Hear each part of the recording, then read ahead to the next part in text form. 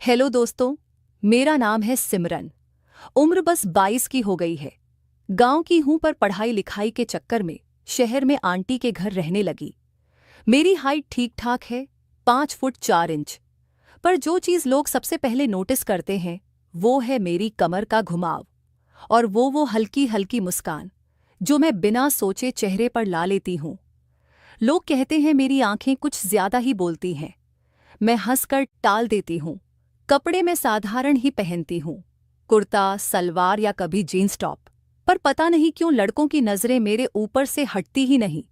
शायद मेरी चाल में कुछ है या हवा में बाल उड़ाने का अंदाज। खैर छोड़ो ये सब। आज मैं तुम्हें अपनी जिंदगी की वह बात बताने जा रही हूँ जो मैंने आज तक किसी को पूरी नहीं बताई। यह बात उस समय की है जब मैं कॉलेज के दूसरे ईयर में थी। आंटी का घर पुराना था, बड़ा सा, पर सिर्फ हम 3 लोग रहते थे। मैं, आंटी और उनके बेटे विक्की भैया। विक्की भैया मुझसे 4-5 साल बड़े थे। नौकरी करते थे किसी प्राइवेट कंपनी में। घर में दिन भर आंटी अपने कामों में व्यस्त रहती। मैं कॉलेज जाती और विक्की भैया सुबह जल्दी निकल जाते, शाम को देर से आते। एक शाम की बात है, मैं कॉलेज से थोड़ी देर से लौटी थी क्योंकि लाइब्रेरी में असाइनमेंट पूरा कर रही थी। घर पहुंची तो देखा आंटी किचन में कुछ बना रही थी और विक्की भैया अभी तक नहीं आए थे। मैंने बैग ऊपर अपने कमरे में रखा और नीचे आ गई। आंटी ने कहा, सिम्मी बेटा, आज विक्की देर से आएगा। ऑफिस में कोई मीटिंग है, तू नहा धो ले, मैं खाना गर्म कर दूंगी। मैं ऊपर गई। गर्मी बहुत थी उस दिन। मैंने सोचा पहले नहा लूं। बाथरूम में घुसी, दरवाज़ा अंदर से बंद किया और कपड़े उतारने लगी। अचानक ध्यान आया कि तौलिया तो मैं भूल गई बाहर लटकाना। मैंने सिर्फ स्लिप पहनी हुई थी, ऊपर से कुछ नहीं। सोचा जल्दी से जाकर तौलिया ले आऊं। दरवाज़ा खोला तो सामने विक्की भैया खड़े थे। शायद वह भी अभी अभी आए थे और अपना कमरा बदलने आए थे। हम दोनों एकदम से रुक गए। मेरी स्लिप थोड़ी पतली थी, गीले बालों से पानी टपक रहा था चेहरे पर। विक्की भैया की नज़र एक पल को मेरे कंधों पर ठिठकी, फिर जल्दी से नीचे देख लिया। सॉरी सिम्मी, मुझे नहीं पता था तू। वो हकलाए। मैंने हंसकर कहा, कोई बात नहीं भैया, मैं ही भूल गई तौलिया। आप अपना कमरा बदल लीजिए। मैं 2 मिनट में और मैं तौलिया लेकर फिर बाथरूम में घुस गई। दिल थोड़ा तेज धड़क रहा था, पता नहीं क्यों। शायद पहली बार किसी लड़के के सामने ऐसे खड़ी हुई थी। नहाकर नीचे आई तो विक्की भैया सोफे पर बैठे मोबाइल देख रहे थे। मैंने साधारण कुर्ता सलवार पहना था, पर गले में थोड़ा गहरा कट था। मैं उनके पास बैठ गई। आंटी अभी किचन में थी। भैया आज मीटिंग कैसी रही? मैंने बात शुरू की। बस वैसी ही, बॉस ने सबको लंबा लेक्चर दिया, वो बोले और मेरी तरफ देखा। थोड़ा मुस्कुराए। तू कॉलेज में क्या कर रही थी इतनी देर? असाइनमेंट था। लाइब्रेरी में बैठी रही, मैंने कहा और अपने गीले बालों को पीछे किया। उसके बाद हम दोनों सामान्य बातें करने लगे, पर मुझे लगा उनके लहजे में कुछ अलग था। वह मेरी हर बात पर थोड़ा ज्यादा ध्यान दे रहे थे, मेरी हंसी पर ज्यादा देर तक मुस्कुरा रहे थे। मैं भी मजे ले रही थी। पहली बार किसी लड़के से ऐसे खुलकर बात कर रही थी। रात का खाना हम तीनों ने साथ खाया। आंटी जल्दी सोने चली गई क्योंकि उन्हें सुबह मंदिर जाना था। मैं और विक्की भैया हॉल में बैठे टीवी देख रहे थे। एक पुरानी फिल्म लगी हुई थी। उसमें हीरो हीरोइन जंगल में फंस जाते हैं और एक छोटी सी झोपड़ी में रात बिताते हैं। मैंने सोचा कुछ बोलूं।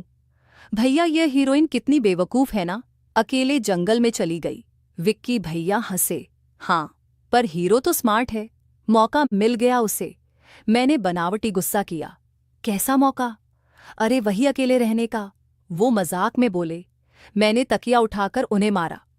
आप भी ना भैया बिल्कुल गलत सोचते हैं। पर अंदर से मुझे मजा आ रहा था। उनकी बातों में वह मसाला था जो लड़कियां सुनना पसंद करती हैं, पर मानती नहीं। हम देर तक बैठे रहे। बातें होती रहीं, कभी कॉलेज की, कभी उनके ऑफिस की, कभी बचपन की शरारतों की। मुझे लगा विक्की भैया मुझे पहले से ज्यादा पसंद करने लगे हैं, पर मैंने सोचा बस भाई बहन वाला है। धीरे धीरे दिन ऐसे ही बीतने लगे। सुबह मैं कॉलेज जाती, शाम को लौटती तो विक्की भैया कभी कभी पहले आ चुके होते। हम दोनों की बातें बढ़ती गईं। कभी वह मेरे लिए चाय बना देते, कभी मैं उनके लिए कॉफी। आंटी खुश रहती, कहती, देखो दोनों बच्चे कितने अच्छे से रहते हैं। एक दिन शाम को मैं अपने कमरे में पढ़ रही थी। दरवाज़ा खटखटाया। विक्की भैया थे। उनके हाथ में एक छोटा सा पैकेट था। सिम्मी, यह तेरे लिए लाया हूं। मैंने पैकेट खोला। अंदर एक सुंदर सी चूड़ियां थी, लाल रंग की, कांच की। वाह भैया, कितनी प्यारी हैं। क्यों लाए? बस ऐसे ही। देखा तो लगा तेरे हाथों में अच्छी लगेंगी। मैंने तुरंत पहन ली। खन खन की आवाज आई। मैंने हाथ हिलाकर दिखाए। देखो कैसे बज रही हैं। विक्की भैया मुस्कुराए। उनकी नज़र मेरे हाथों से होते हुए चेहरे पर आई। बहुत सूट कर रही हैं। उस रात मैं सो नहीं पाई। चूड़ियां हाथ में पहने पहने लेटी रही। सोचती रही कि विक्की भैया मुझे सच में बहन जैसा मानते हैं या कुछ और। पर मैंने खुद को समझाया, अरे वह तो बड़े भाई जैसे हैं, ज्यादा मत सोच। फिर दिन ऐसे ही चलते रहे। हमारी बातें गहरी होती गईं। वो मुझे अपनी ऑफिस की गसिप बताते, मैं उन्हें कॉलेज की। कभी कभी रात को देर तक बात करते। एक रात बहुत देर हो गई थी। आंटी सो चुकी थी। हम हॉल में बैठे थे। बाहर हल्की हल्की ठंडी हवा चल रही थी। मैंने शॉल ओढ़ रखी थी। विक्की भैया ने अचानक कहा, सिम्मी, तू कभी किसी को पसंद करती है क्या? मैं चौंकी। क्यों भैया? बस ऐसे ही। कॉलेज में कोई लड़का वगैरह है? मैं शर्मा गई। नहीं भैया, कोई नहीं। सच में वो हंसे। तेरे जैसे लड़की को तो ढेर सारे लड़के लाइन मारते होंगे। मैंने सिर झुका लिया। आप भी ना? मैं सच कह रहा हूं, तू बहुत खूबसूरत है। सिम्मी उस पल कुछ देर के लिए खामोशी हो गई। मैंने ऊपर देखा तो वह मुझे देख रहे थे। उनकी आंखों में कुछ था जो मैं समझ नहीं पा रही थी। मैंने जल्दी से टॉपिक बदल दिया। भैया चलो सोएं, कल आपको ऑफिस जाना है। पर उस रात के बाद कुछ बदल गया। हमारी नजरें मिलती तो ज्यादा देर तक टिकती। बातें करते वक्त हाथ छू जाते तो मैं सहर जाती। मैं समझ नहीं पा रही थी कि यह क्या हो रहा है। एक तरफ मुझे डर लगता था, दूसरी तरफ मजा भी आ रहा था। धीरे धीरे विक्की भैया मेरे और करीब आने लगे। कभी मेरे बाल ठीक कर देते, कभी मेरे कंधे पर हाथ रखकर कुछ बताते। मैं रोकती नहीं थी। मुझे अच्छा लगता था, पर मैंने कभी कुछ गलत नहीं होने दिया। बस वो हल्की हल्की छुआ, वो नजरें, वो मुस्कान। एक दिन आंटी को उनके मायके जाना पड़ा, 3-4 दिन के लिए। घर में सिर्फ मैं और विक्की भैया। पहली शाम थोड़ी अजीब लगी।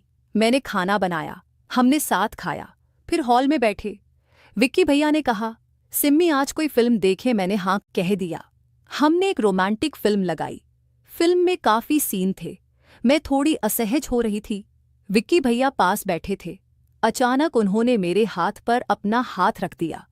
मैंने हाथ नहीं हटाया। फिल्म खत्म हुई। लाइट्स बंद थी, सिर्फ टीवी की रोशनी थी। विक्की भैया ने धीरे से कहा, सिमम्मी, मैं तुझसे कुछ कहना चाहता हूं। मेरा दिल जोरों से धड़कने लगा। मैं चुप रही। मुझे लगता है मैं तुझसे वो रुके। मैंने सांस रोकी। सिम्मी तो मेरी प्यारी बहन है, बहन की तरह नहीं, उससे कहीं ज्यादा। मैं एकदम से उठ खड़ी हुई। भैया ये आप क्या कह रहे हैं? सच कह रहा हूं। मैं काफी दिन से सोच रहा था। मैं जानता हूं गलत है, पर मैं रोक नहीं पा रहा। मैं रोने लगी। भैया प्लीज, हम गलत कर रहे हैं। आप मेरे भाई जैसे हैं। वो भी परेशान हो गए। सॉरी सिमम्मी। मैंने सोचा तू भी शायद। मैं ऊपर अपने कमरे में भाग गई, दरवाज़ा बंद कर लिया। पूरी रात सो नहीं पाई। सुबह हुई तो विक्की भैया ने दरवाज़ा खटखटाया। मैंने खोला। वो बहुत उदास लग रहे थे। सिम्मी, मैं जा रहा हूं, दोस्त के यहाँ रहूंगा जब तक मम्मी नहीं आ जाती। मैंने बहुत बड़ी गलती की, माफ कर दे। मैं कुछ नहीं बोली। वो चले गए। 3 दिन बाद आंटी लौटी। मैंने कुछ नहीं बताया। विक्की भैया भी लौट आए। पर अब सब कुछ बदल गया था। हम एक दूसरे से नजरें मिलाने से बचते। बात कम हो गई। मैं कॉलेज में व्यस्त रहने लगी। विक्की भैया भी ऑफिस में ज्यादा समय बिताने लगे। कुछ महीने बाद मुझे एक अच्छी जॉब मिल गई। मैं दूसरे शहर चली गई। विक्की भैया से कभी कभी फोन पर बात होती। अब सिर्फ औपचारिक, आज जब मैं पीछे मुड़कर देखती हूं तो समझ आता है कि वह पल कितने नाजुक थे। एक गलत कदम और जिंदगी बर्बाद हो जाती, पर हम दोनों ने संभाल लिया। विक्की भैया आज शादीशुदा हैं। उनकी पत्नी बहुत अच्छी है। मैं भी अपनी जिंदगी में खुश हूं। कभी कभी वह पुराने दिन याद आते हैं तो मुस्कुराती हूं। वो चूड़ियां आज भी मेरे पास हैं, कभी कभी पहन लेती हूं। खनखन की आवाज सुनकर लगता है जिंदगी कितनी अजीब है, थोड़ा सा डर और अंत में सिर्फ सबक। बस यही थी मेरी कहानी। जो समझे वह समझ गए, जो नहीं समझे उनके लिए शायद अगली बार कुछ और सुनाऊंगी। अब तुम बताओ, तुम्हें कैसी लगी?